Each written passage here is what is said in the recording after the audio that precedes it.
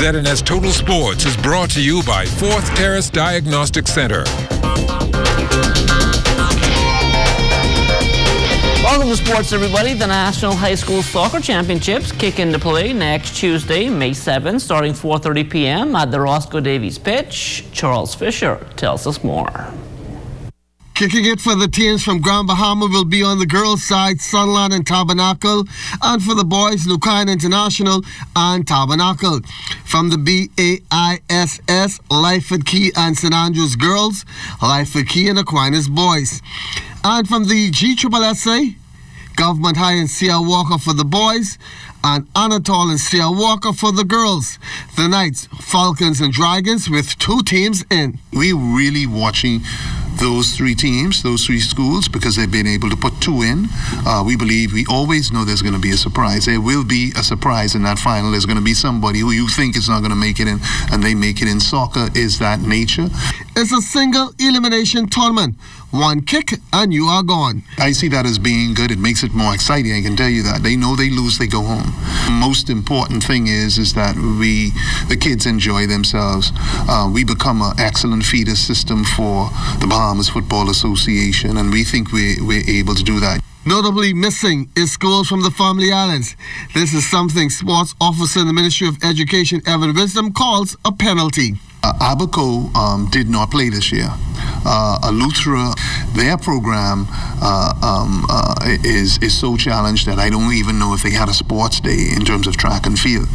And so those are the 2 islands I'm imploring the Bahamas Football Association to go after and try and see how we can invigorate those programs. As a Ministry of Education, we are led by the fact that you have to play that year, and that's how we see development. So we had to invite the school leagues that have actually participated in soccer on a schedule to these championships. We're going to ask the Soccer Federation to intensely go into Abaco, intensely go into, as a matter of fact, the whole country, so we can invite more persons. Soccer is the last in the sporting calendar of National High School Championships. For ZNS Total Sports, I'm Charles Fisher.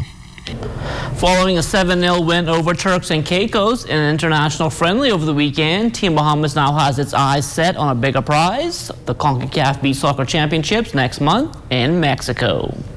It's beach soccer, so anyone can score at any given point. So you gotta fair any team at any given day. If it's their time is on, then it's on. But again, we know what we out there to do. We out here to represent the country, and I hope we go there and do well. Us group is Antigua, Barbuda, Bonaire, and US. Of course, US is a little bit more high level us. But I think it's have a good surprise in this tournament. Large contingent from the University of the Bahamas at the PENN relays over the weekend. In the men's 4x2 relay, Anthony Adderley, Uric Dean, Kendrick Thompson, and Verdell McIntosh, they had some clean exchanges and finished in a time of 1 minute 26.65 seconds. They finished 12th overall in a field of 32. Really well for a team that just running in the rain, and the weather was a little sticky. The weather condition played a factor. The kids the boys especially coming in so late at night and then having to get back up early in the morning and traveling all day kind of affected their performance. I had a better team on paper this year. We would have made the top 8 last year, and this year we've only got 12, and had a better team. So, with a slower time, so that told me that, under the conditions, they were not able to perform at their optimum best. In the college men's 4x1, Thompson, Adderley, and Dean back on the track along with Clyde McKenzie. They won their heat in 42.53 seconds and finished 32nd in the 64 team field. UB also with the women's sprint relay team at the PENN Relays. Alexandria Strawn, Gabrielle Shannon, Ramika Josie, and Amber Ford representing the Mingos. The sprint medley starts off with a pair of 200s, followed by a 400 and then an 800. The team finished in a time of 4 minutes, 7.23 seconds. They finished 8th in the Championship of America International Final. I think the girls' performance went okay. I think we could have done much better if they would have had probably more really training and more consistency with practices. But overall, I thought it was a good performance. The selection show for the NCAA Division I men's tennis tournament taking place yesterday. The Arizona State Sun Devils back for the third consecutive year. This will be Justin Roberts' first year at the tournament with Arizona State as a grad transfer. Arizona State will play out of the Fort Worth Regional with a first-round matchup against the Miami Hurricanes. The regionals start on Friday. Our under-17 boys national basketball team gearing up for international competition. They will head to Puerto Rico this summer for the CENTROBASKET Championships, and this squad will have the best from around the country. We have a few pieces pretty much from everywhere, you know, all the major schools especially. It's my first time definitely being part of the coaching staff, so I'm definitely privileged for this opportunity. We get the Bahamas on our chest, you know, so we're going to be able to represent, you know, full 40 minutes or however long the game is. We're going to be out there ready to play, and we're going to put our best foot forward. You talk about this being your first time. What do you bring to the table?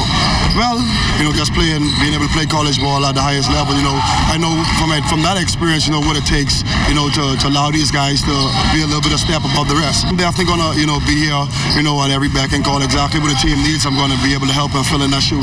You know, so it's definitely an exciting road for me. I'm definitely going to soak up every experience, this experience as much as possible. Like the coaching staff you guys have in place? Yeah, definitely. I mean, everybody has their own thing that they're going to be able to bring to the table.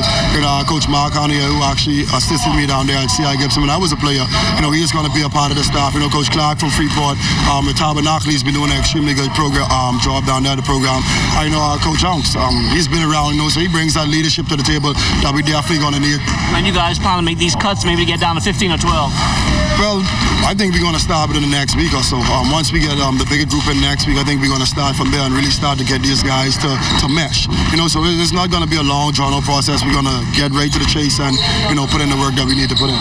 Where do you see the strengths and weaknesses of this team? I know the Bahamas we seem to lock high a lot of time, but make up with quickness and athleticism. Yeah, but, you know, we have a lot of strong, smaller kids, you know, so definitely we're going to be able to run and gun, but we're going to put some things in place to make sure that everybody, you know, contributes to this team the best way they can.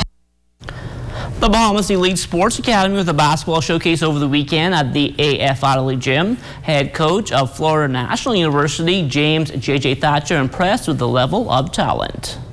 There's a couple that I think we really, really like, and we're going to sit down with their families and the coaches and talk to them academically wise and education wise and financially, and see if it can benefit everybody, but no matter what, try to help them reach their goals and reach their dreams, and by coming to the States and playing basketball. I see you guys having a coaches clinic as well. That's important as well. Yes. I think anytime we can share what we've been blessed to do, it's unbelievable. You know, you got to give wisdom onto other people because it was given onto us. So to share that with these student athletes, it's a remarkable thing, and it's a blessing to do every day. I guess we can see you guys coming back. Yes, absolutely. I mean, it's great. You know, not the culture and all, but just the urge to want to get better and to succeed. You can't. You want to be around that. That's what our jobs are made to do, to coach young men like that and young ladies to have the urge to just do better. A basketball showcase also taking place over the weekend in Grand Bahama. For more on that, here's Jay Philippe. Some of the top high school players in the country here at the 17th annual Darrell Sayers Basketball Showcase. Here to watch some of the top players are a number of U.S. coaches, including Division I programs, NAIA programs, junior college programs, and a number of high school programs, all here at the showcase. I've done seen probably 10 to 12 kids today that they're really impressed with the way that they can play. I'm seeing kids that got a high basketball IQ to them as well too. And that's something you want to see in kids. What I've seen, they've got a hunger for the game. They want to play. They've just got that drive in them that's hard to get out of kids a lot today. But the kids that I'm seeing here in this, they're really eager to play, want to play the game. Also in attendance was Coach Frank Brunel, who has been coaching at the collegiate level for the past 32 years, says it's something that's special about Bahamian players that makes them want to recruit year after year. The athletes, the kids here, they play hard. I've had other Bahamian kids over the years and been very successful with them, but their work ethic and how hard they play, they're kids that want to be successful. The biggest thing that jumps out at you is how good some of these kids are, and they're so young.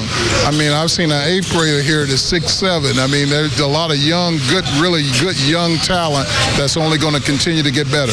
Sunrise Christian Academy, where the likes of Bahamian players such as Buddy Hill, Tum Tum Nairn, Travis Munnings, and Nathan Bain all completed their final years of high school in Kansas, was also at this year's showcase. I come every year just because I know that there's a few kids out here, in my opinion, that are diamonds in the rough, that with some fine tuning and good opportunities, they have a chance to go make something for themselves. And it's been proven kind of through this for years. Daryl's had a lot of kids move on and be really successful. The opportunity is great when you get to come over to America and play on a bigger stage, and I think they have a lot of potential, and if you tap into it, can give them a lot of great opportunities. And speaking of opportunities, Coach Darrell says that's what the showcase is all about. We just want to give an opportunity to young Bahamians, and they can come to a place where they feel like they can have a true opportunity of being seen. What this does is it gives the coaches a chance to not just see you in 5-on-5, because as you know, in 5-on-5 you could hide some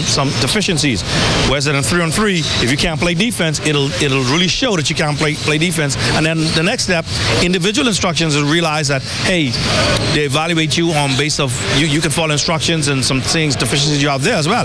The top players from the showcase will be selected for summer AAU team that will travel to both Louisiana and Texas to compete. I'm Jay Philippe, ZNS Total Sports. And that will do it for sports. The Bahamas Tonight comes back after the break. ZNS Total Sports is brought to you by 4th Terrace Diagnostic Center.